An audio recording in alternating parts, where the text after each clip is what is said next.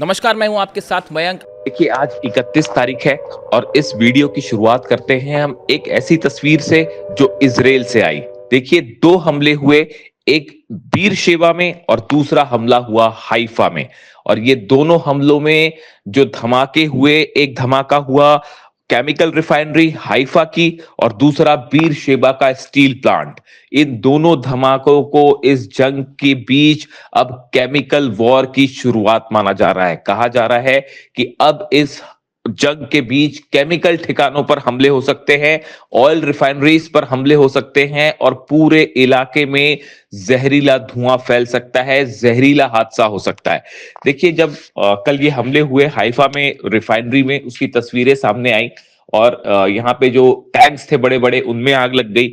इसी तरह बीरशेबा के स्टील प्लांट में धमाके हुए और सीधा ईरान की मिसाइल के हमले हुए। इसके बाद जो एक्शन इजराइल की सरकार ने लिया वो इस बात की ओर इशारा था कि एक बड़ा हादसा ये जंग में अब हो सकता है। देखिए लोगों को ये कहा गया, खास तौर पर हाइफा में कि और बीरशेबा दोनों ही जगह, कि लोगों को ये कहा गया कि आप घरों के बाहर ना निकलें, अपने घरों के एसी बंद कर दीजिए। और इसके अलावा ये कहा गया कि अगर किसी भी तरह की कोई तकलीफ होती है तो तुरंत सरकार को सूचित करें। ये ऐसा मामला था जिसके बाद काफी समय के लिए ये आशंका फैल गई थी कि क्या इजराइल में जहरीला धुआं फैल रहा है या कोई केमिकल जो है वो हवा में मिल चुके हैं जिनसे बड़े स्तर पर लोगों की जान जा सकती है। देखिए जिस तरह से ईरान पर हमले हुए, ईरान की स्टील फैक्ट्रीज पे हमले हुए, ईरान के गैस स्टेशंस पर हमले हुए, उसी समय ईरान ने चेतावनी दी थी कि अगर हमारे स्टील प्लांट्स पर हमले होते, हमारे इंफ्रास्ट्रक्चर पर हमले होते तो उसी तरह का बदला लिया जाएगा। और इसी का नतीजा था कि यूएई में और बहरीन में एल्यूमिनियम के जो कारखाने हैं उनको निशाना बनाया गया, हाइफा में केमिकल रिफाइनरी पे अटैक हुए और बीरशेबा में स्टील प्लांट पर अटैक हुए। इतना ही नहीं, कई अरब देशों पर भी हमले हुए। लेकिन ये हाइफा और बीरशेबा में जो हमले हुए ये बेहद अहम, इसकी वजह ये थी कि यहां से केमिकल रिसाव का खतरा पैदा हो गया था। एक ऐसा हादसा जो कि एक झटके में हजारों लोगों की जान ले सकता था इजराइल में। लेकिन अभी हालात कैसे हैं इसको लेकर अभी जानकारी साफ नहीं हुई है। जिस तरह से धुआं बाहर निकला उसके बाद ये लग रहा था, जिस तरह से अलर्ट आया गवर्नमेंट का कि आप लोग घर में रहें, बाहर ना निकलें, उसके बाद कुछ समय के लिए पैनिक था कि यहाँ कुछ बड़ा हो सकता है। इसके अलावा देखिए ईरान की तरफ से एक बार फिर ये बात साफ की गई है कि डोनाल्ड ट्रंप से किसी तरह की कोई बात नहीं की जाएगी, अमेरिका से किसी तरह की कोई बात नहीं की जाएगी, क्योंकि बातचीत के दौरान हमेशा जब भी बातचीत होती है उसके बाद धोखा मिलता है अमेरिका की तरफ से। हमलों की बात करें, एक बार फिर ईरान ने यूएई को दहला दिया है। यूएई एयरपोर्ट पर लगातार हमले हो रहे हैं। यूएस बेस जो है यूएई का, उस पर लगातार मिसाइलें गिरी हैं और बताया जा रहा है कि यूएई में दो बेसिस ऐसे हैं अमेरिकी जिनको सीधा हिट किया गया है। इसके अलावा एंटी ड्रोन सिस्टम जो कि यूक्रेन ने प्रोवाइड किया था यूएई को, जिस सेंटर पर ये था वहां पर सीधा मिसाइल अटैक हुए हैं और वहां पर मिसाइलें गिरी हैं। पिछले अगर 24 घंटे की बात की जाए तो यूएई पर 16 मिसाइल अटैक हुए हैं और 40 ड्रोन से अटैक किया गया।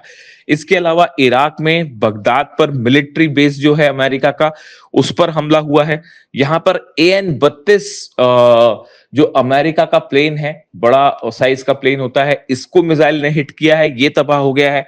इरबिल में होटल्स को निशाना बनाया गया है, बताया जाता है ये वो होटल है जहां पर अमेरिकन रुके थे, उनको निशाना बनाया गया। एक बार फिर अगर यूएई की बात करें, यूएई में दुबई में अब रिहायशी इलाकों में धमाके होने लगे हैं और करीब 10 जगह ऐसी थी जहां रिहायशी इलाकों में धमाके सुनाई दिए गए।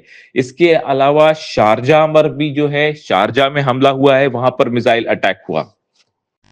जॉर्डन की बात की जाए तो जॉर्डन में अकाना बेस है अमेरिका का, उस पर हमला हुआ है, वहां पर मिसाइल अटैक हुआ और भारी नुकसान की खबरें आ रही हैं। इसके अलावा देखिए कुवैत के वाटर प्लांट पर हमला हुआ है और बताया जा रहा है कि वाटर प्लांट में जो काम था वो रुक चुका है। और न सिर्फ कुवैत में बल्कि यूएई, सऊदी, जॉर्डन, कतर, सब जगह जो वाटर ट्रीटमेंट प्लांट्स हैं वो ईरान के निशाने पर हैं। जिस तरह से ईरान पर हमले हुए, ईरान में उन जगहों को निशाना बनाया गया जहां से वाटर सप्लाई होती है, उसके बाद ही ईरान की तरफ से ये एक बयान दिया गया था कि अगर इस तरह के हमले जारी रहे तो अरब देशों के जितने वाटर सप्लाई प्लांट्स हैं वो भी तबाह किए जाएंगे। यानी जंग सिर्फ अब तेल की नहीं रही, जंग पानी की भी है। और अगर ये वाटर फैसिलिटी हिट होती है तो पूरे अरब में एक एक बूंद पानी के लिए हाहाकार मच जाएगा। इसके अलावा देखिए इस्फहान में ईरान का जो न्यूक्लियर स्टेशन है इस्फहान, इस पर लगातार हमले हो रहे हैं। एक बार फिर कल इस्फहान को निशाना बनाया गया और जो कोर एरिया है न्यूक्लियर सेंटर का, इसके बेहद करीब मिसाइल गिरी। उसका नतीजा ये हुआ कि ईरान की तरफ से नेगेव डेजर्ट में लगातार हमले जारी हैं। नेगेव वो इलाका है जहां पर डिमोना न्यूक्लियर सेंटर है इसराइल का, और उसको निशाना बनाकर हमला किया गया। यानी इस्फहान पर हमले का बदला, डिमोना पर हमला। अब इन हालात में अगर किसी भी न्यूक्लियर साइट पर सीधा मिसाइल गिरती है और सेंट्रीफ्यूजेस पर मिसाइल गिरती है तो ये एक बड़ा न्यूक्लियर हादसे को अंजाम दे सकता है। यानी देखिए एक तरफ केमिकल जंग की शुरुआत मानी जा रही है, जिस तरह से स्टील प्लांट्स तबाह हो रहे हैं, एल्यूमिनियम प्लांट्स तबाह हो रहे हैं।